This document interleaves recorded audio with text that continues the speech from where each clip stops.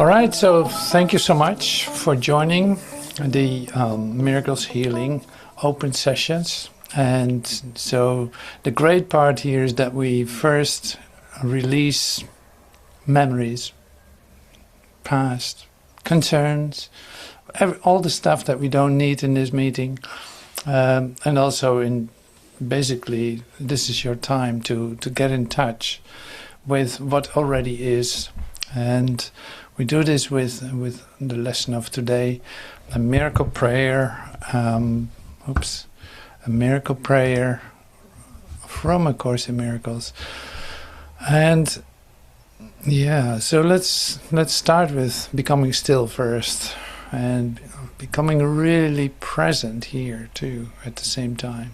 Really present. Really present. So you see that all the ideas of before and after are dissolving, like you don't need them here. Let it go. Let it go. And of course you can breathe and relax and put that cross down that you are carrying for just a moment. It's accomplished. It's accomplished in you, and it's accomplished. There's no need for struggle, specifically not in this moment. You can pick it up any time, but not right now. So calm down, relax. So that's really lovely. Yeah, so I'm sharing with you the visuals related to this. And we're going to quietly, gently read it. And when I read it, this is like I read it in its own pace. And so you can receive it in your own pace and let yourself be completely affected by what you hear. And open up your whole, say, sensory system and beyond to recognition. Like, recognize. Yes, I recognize this. Yes, that's familiar. Yes. Like, open up your whole heart to receive this. Open up your whole mind to receive this. To give to God, to give to your brother. Open up your whole heart to give to your brother. You give your love to God. And get deeply in touch with that, so the fundamental core of your being, which is thankfulness, gratitude, grace.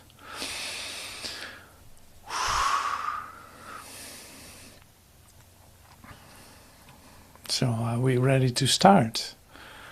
Yeah, we can. Wonderful.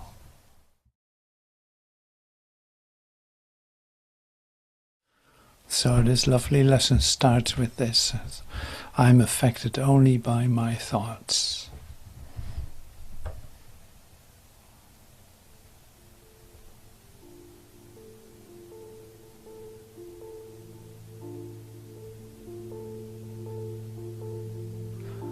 I'm affected only by my thoughts.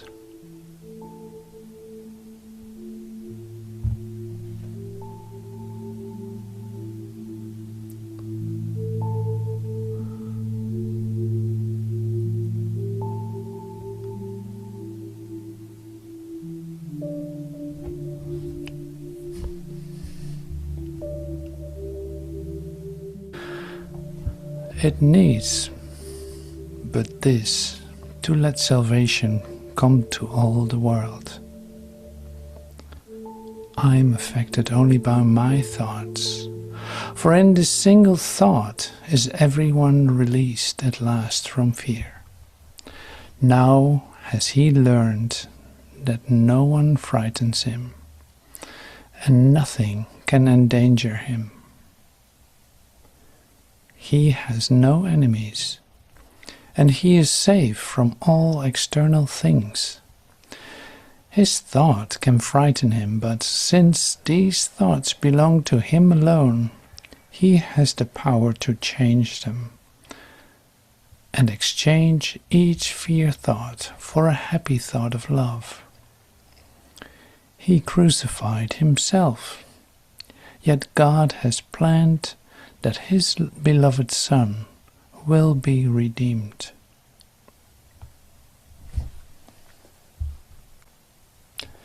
Your plan is sure, my Father, only yours. All other plans will fail, and I will have thoughts that will frighten me, until I learn that you have given me the only thought that leads me to salvation. Mine alone will fail and lead me nowhere. But the thought you gave me promises to lead me home, because it holds your promise to your Son.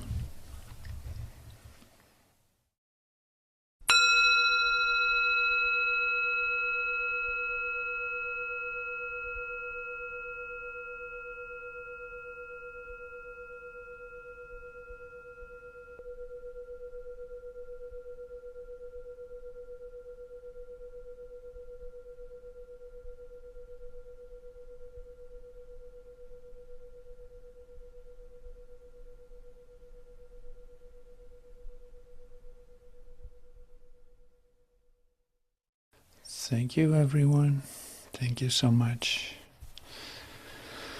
So I can't get my music app to work, so we start in quiet. Thank you so much for joining the meditation.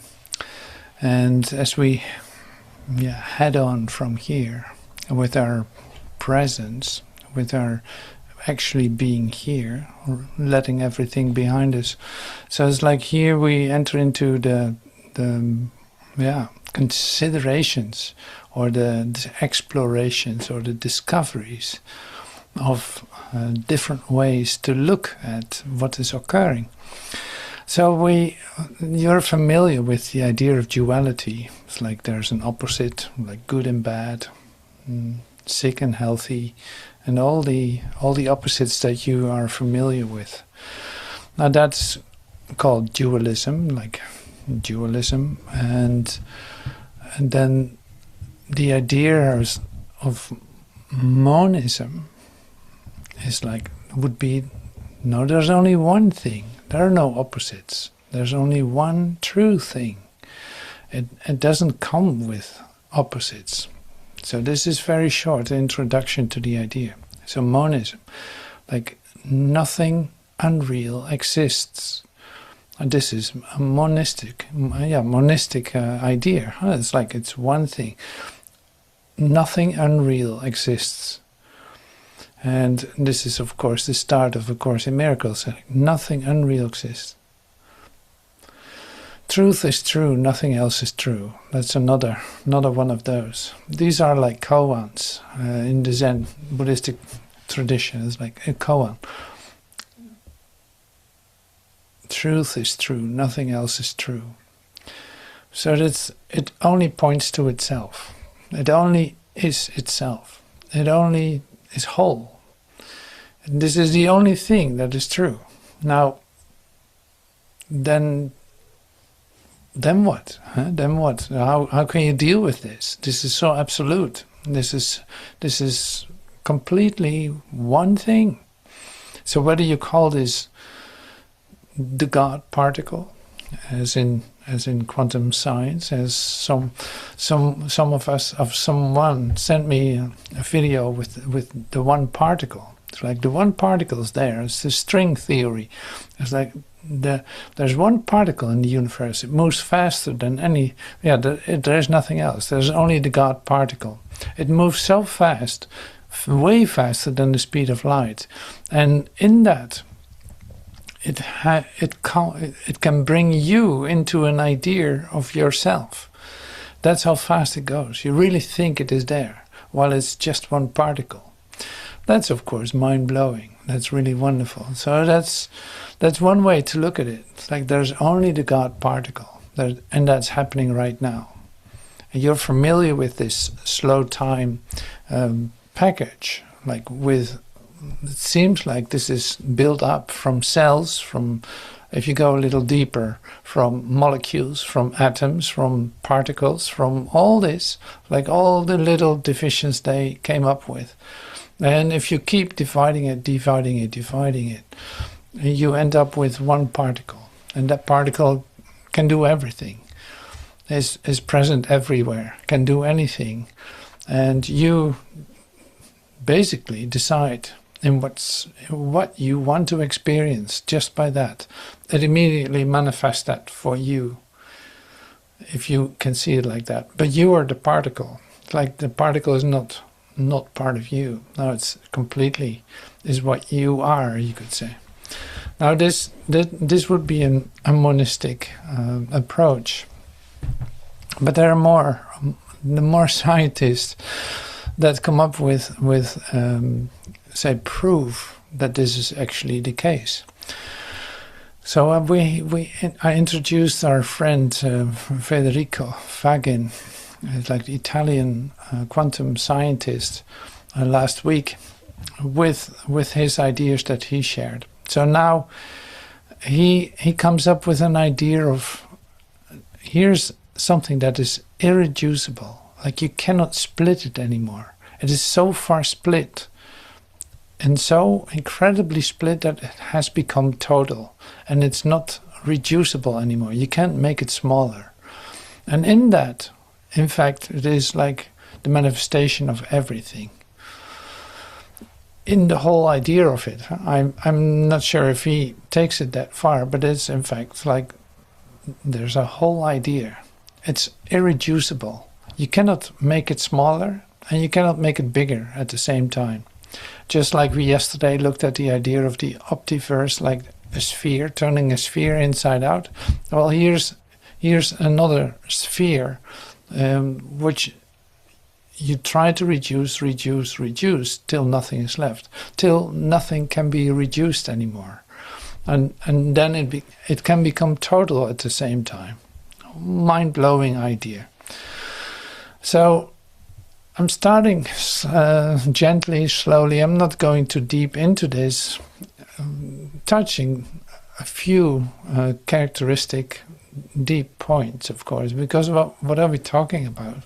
It is not that you have to grasp this reality with your mind and trying to understand it. No, it is more like you're being taken to the place where intelligence stops, but where experience starts.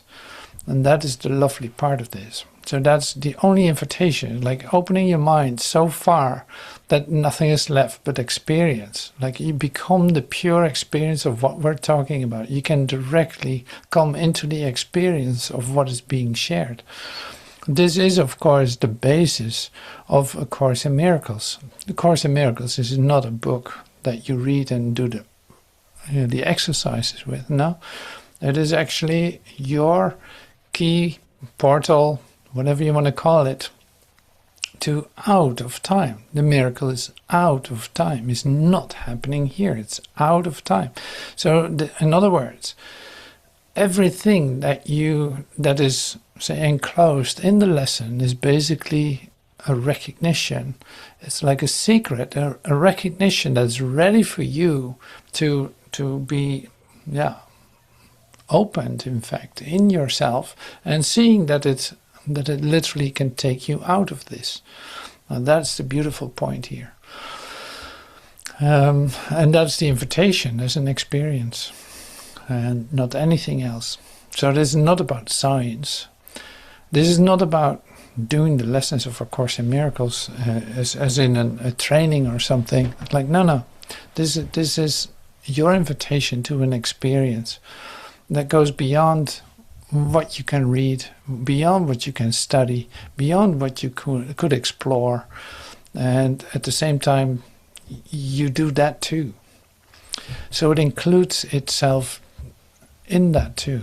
It includes you completely into the discovery.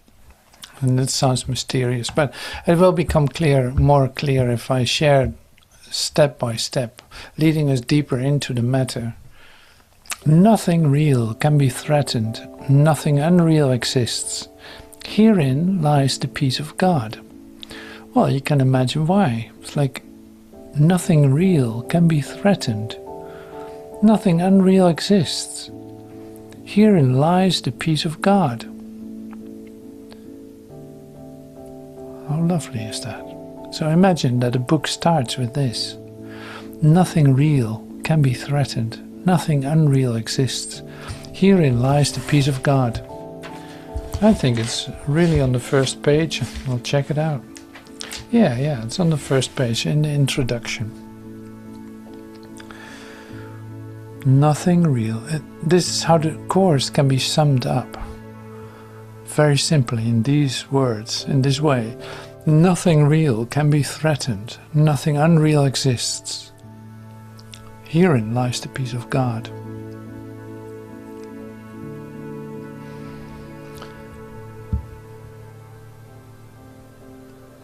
God, or love, heaven, knowledge, with the K, with a capital K, is the single, all-inclusive reality, which is changeless, eternal, and perfectly unified.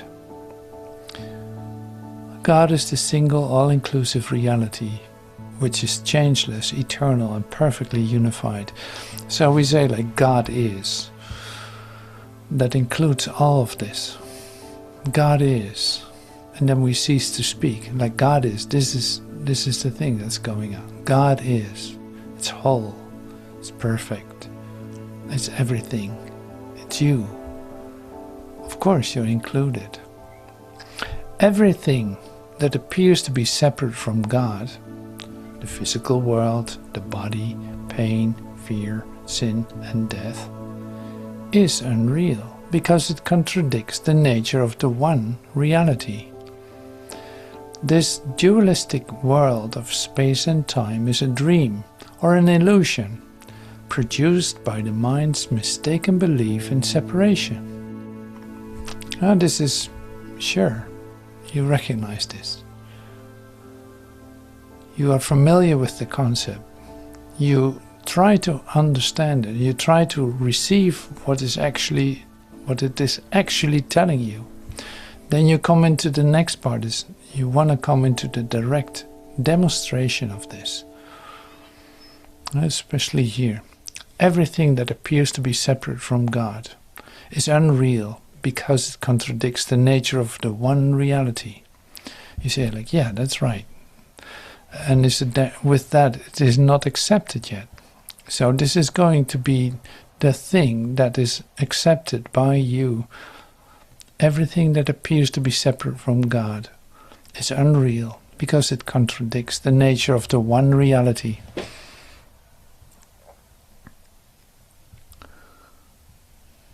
This is just a reminder.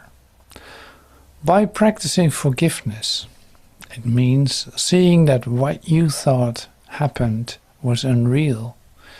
You undo the belief in separation and restore your mind's awareness of the underlying monistic reality of God's love. I just introduced the word monistic since it refers to not dualistic but monistic, like it's one thing here, one love, one reality. By practicing forgiveness, it means seeing that what you thought happened was unreal. You undo the belief in separation and restore your mind's awareness of the underlying monistic reality of God's love. Well, can you do that yourself, you ask? It's like, in practicing forgiveness, if you let go of your belief, now this can come into your awareness. But it comes by itself. You cannot restore that in that sense, but in your action of mind, you restore it. Just to calm down in that sense into the idea of monistic. And it's not about that I love terms or anything. It's just interesting to me that for everything is a term, and like dualism, non-dual teaching. They call it non-dual teaching. They don't say monistic teaching, and there's a reason for that too, for sure. But it's like non-dual teaching. Advaita, for instance, is one of the teachings that says like, no, there's only one thing. There's no such thing as opposites. There's no such thing as here and there. There's no such thing as a separate you and God. So it goes further than that. But it's like that's not. It is not being said that it is monistic. Now, monistic seems to be like an idea, almost like used in a specific area. So at least I know, like Mr. Federico uses the word monistic. I haven't heard that word before, to be honest. So through him, that word came to me. Now I dive into that and see, like, oh wait, this is actually really nice in relationship with A Course in Miracles. What does A Course in Miracles teach? It's like there's one God, there's one truth, there's one mind, there's one of us, one soul. It's like there's one awakening, there's one resurrecting. And it's an all-inclusive state of mind, you could say. It's an all-inclusive state of being.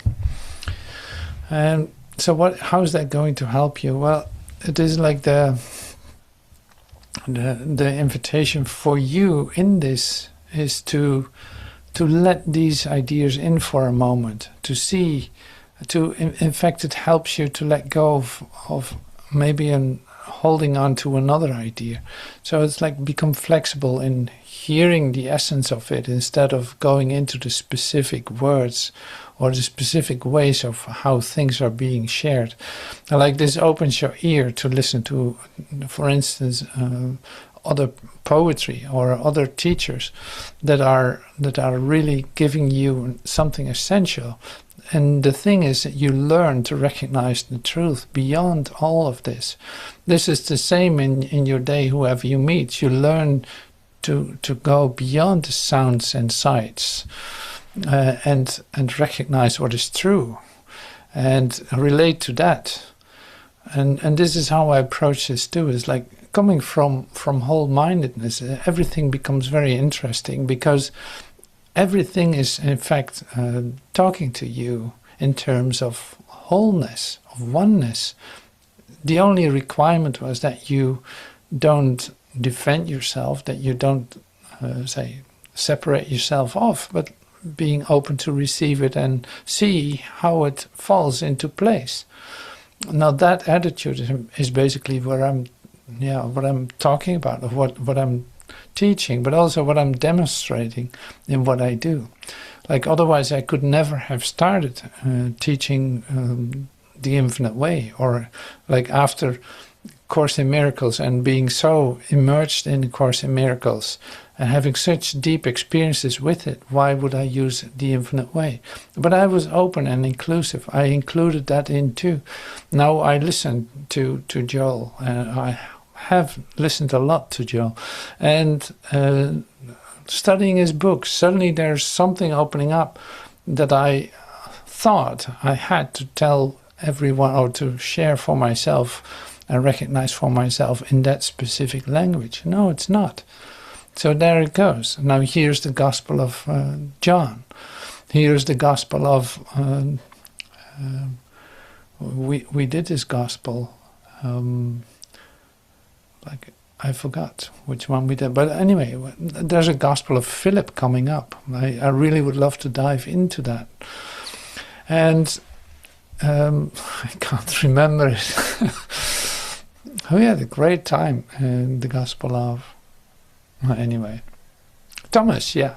Thank you. The Gospel of Thomas we did from Cyprus. I was there in Cyprus. So the great thing then is listening to the essence that's beyond the words, and that's where it relates to. Now, if it relates if it is related to it, so it is related to you. If it is related to truth, it is related to you.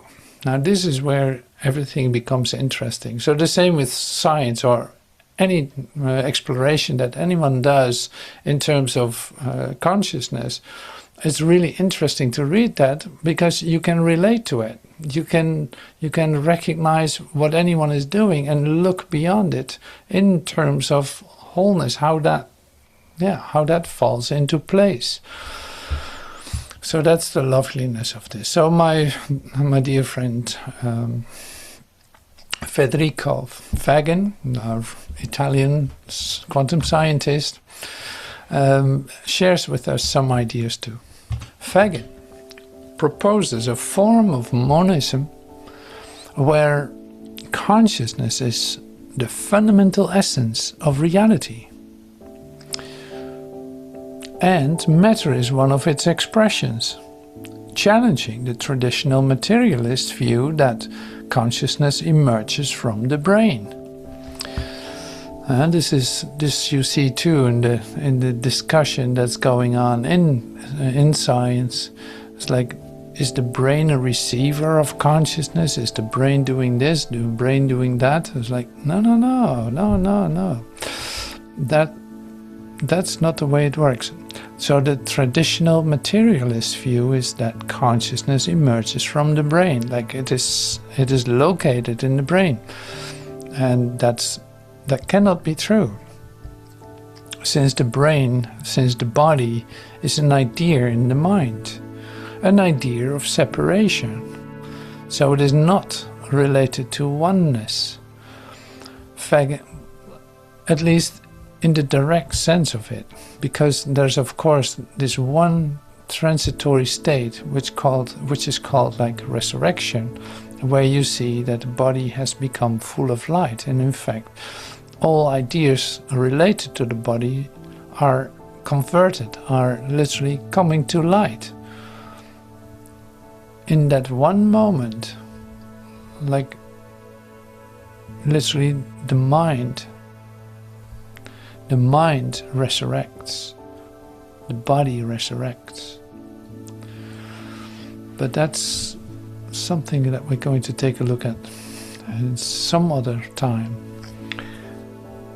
So Fagin proposes a form of monism where consciousness is fundamental essence of reality.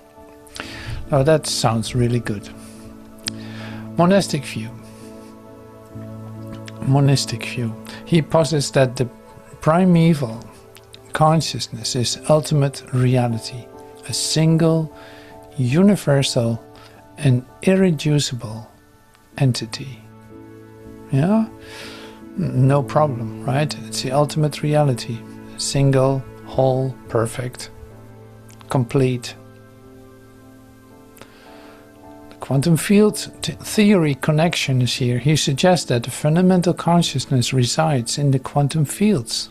In this view, quantum fields are not just mathematical constructs, but are also the carrier of consciousness, meaningful information or qualia, the subjective feel of the experiences, and possesses free will.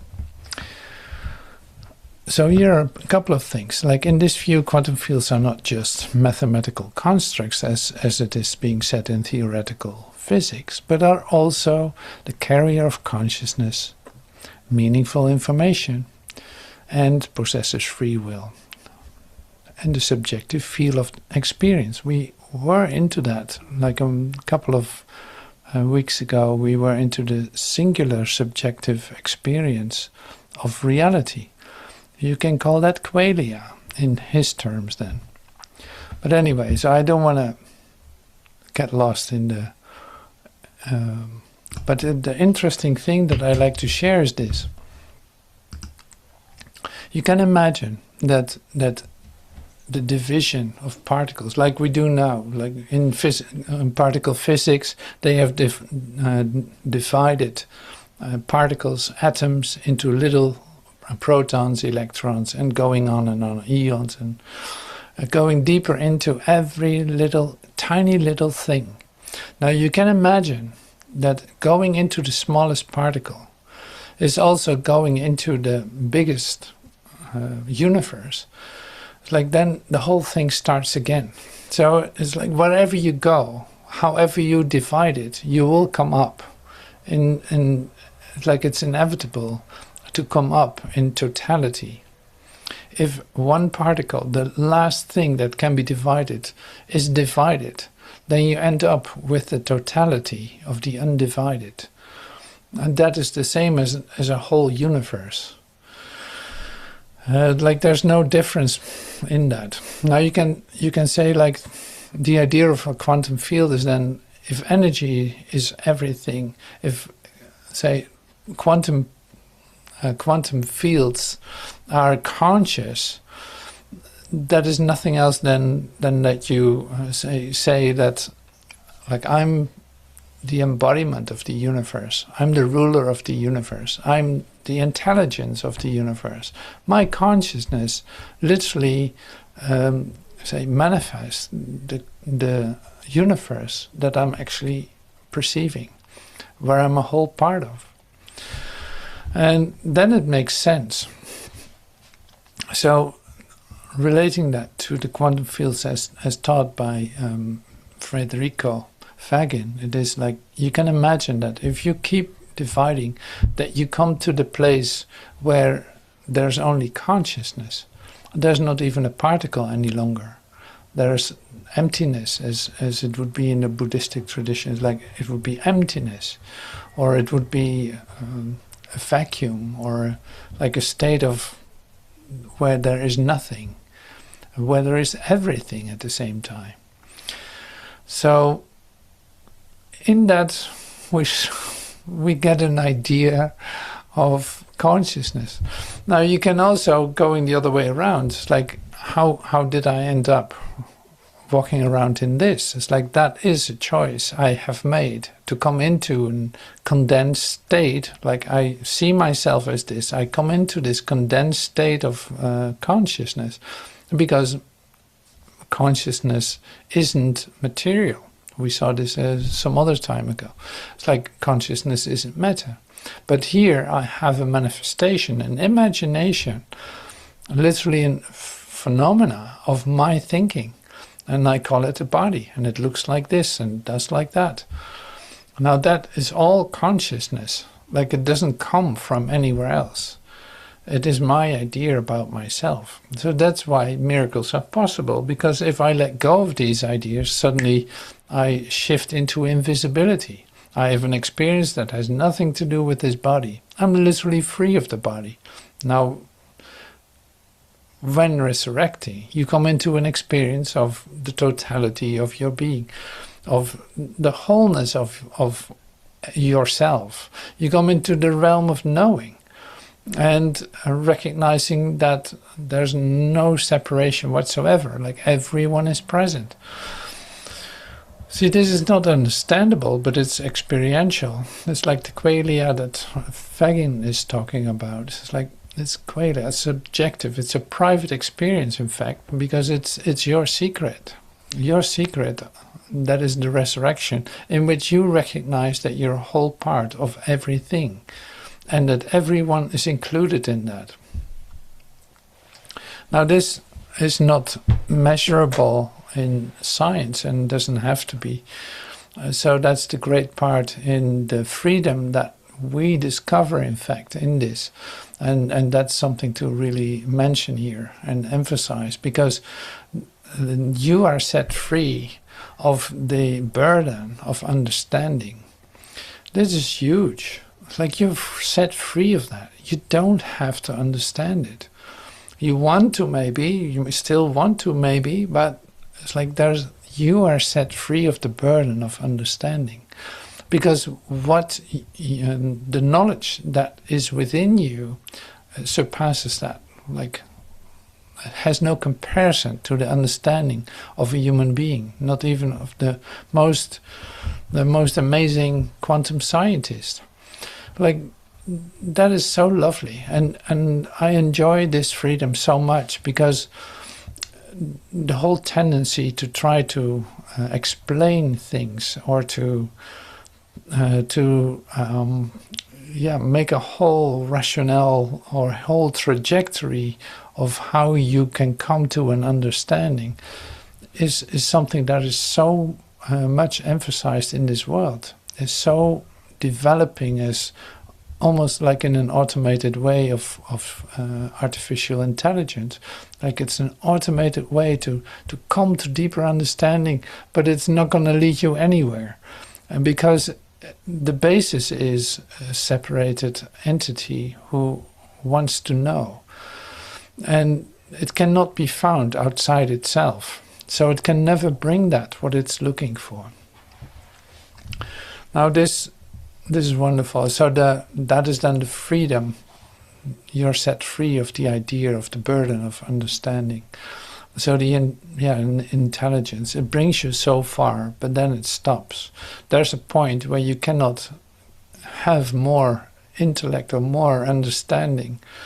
Like there's no overlap with knowing. Knowing, you shift into that effortlessly. You shift into a realm of knowing effortlessly. It just happens to you. And then it's like, then you see how useless understanding is. In the process to come to knowledge, this is what we're actually doing.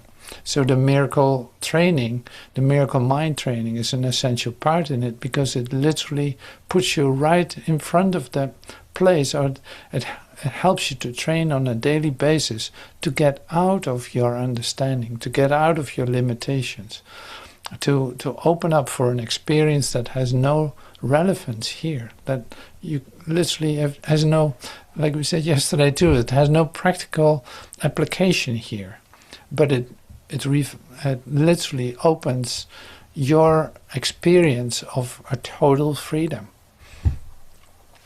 Unbelievable. And it's just like, okay, here I sit in this chair. I can be in this deep experience of it, and you wouldn't be able to see it. Like it is my individual experience of that. You can feel it, but it is like, it is not visual. It is not, no, it's pure experiential. Because in that is the passion of creation. In your experience is the passion of creation. It's so beautiful. So thank you for letting me put this in place altogether. I love that. Okay, so I leave the science now out of this for a moment. We're going to get started with the other part, and that's the creative expression, which you let yourself be inspired by the idea of monistic, of one. The theme is one, and then in relationship to, for instance, and that's one of the expressions, is a mandala.